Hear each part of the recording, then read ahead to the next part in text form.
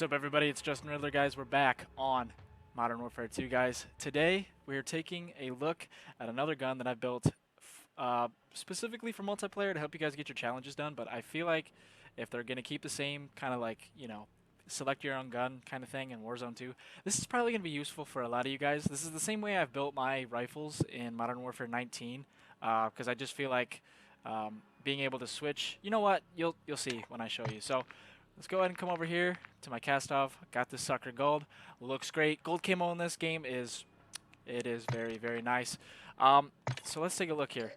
Now, these are all pretty much beginner attachments. You don't need very much to get these. And if you don't, it's perfectly fine. I have a trick for this. So firstly, we have the Polar Fire S. This is easily one of my favorite muzzles in the game because it is so easy to obtain and it does so much for your gun.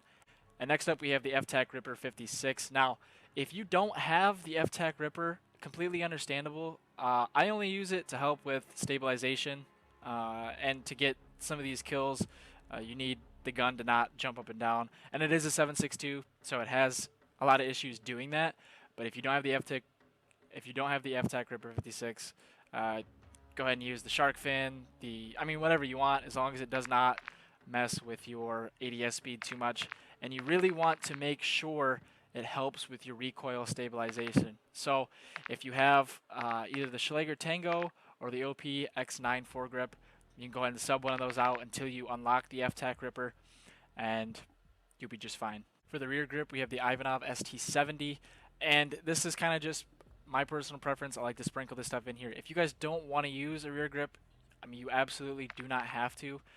Specifically, I use the Ivanov ST70 because it helps with flinch resistance. So if I'm in a gunfight and I'm getting hit, I need to be able to shoot back without my gun getting flung into the air, and this helps out a lot with that. There's another attachment on here that really helps, and I'm going to be showing you that in just a second. And for the stock, we have the KSTV-RPK factory. If you don't want to use this stock, you don't have to. If you don't have it unlocked, don't worry about it. If you have the Ivanov Woodstock, go ahead and use that. Or if you just don't want to use one, you don't even have to use one. This gun is great by itself without a stock, but this was the setup I used to unlock gold on this gun. And I know gold isn't, it's not too hard to get, but I didn't want to have to sweat every time I got into a match just to unlock my challenges. Finally, the pretty much cherry on top for this weapon. And I know you're probably thinking, dude, what in God's name, what are you doing? Look, I get it, okay? The integral sights are weird, but hear me out, okay?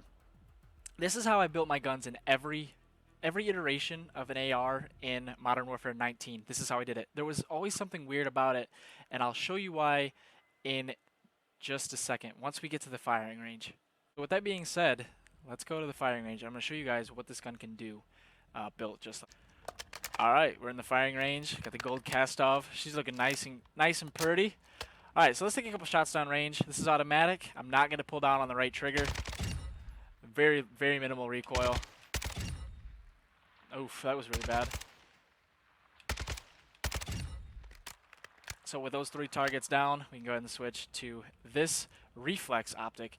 And for some reason in my firing range, the dual toggles don't work. It's only one of them that works at a time, and I really can't figure out why. But this is with the reflex, and it is very accurate. And that is with not pulling down on the thumbstick.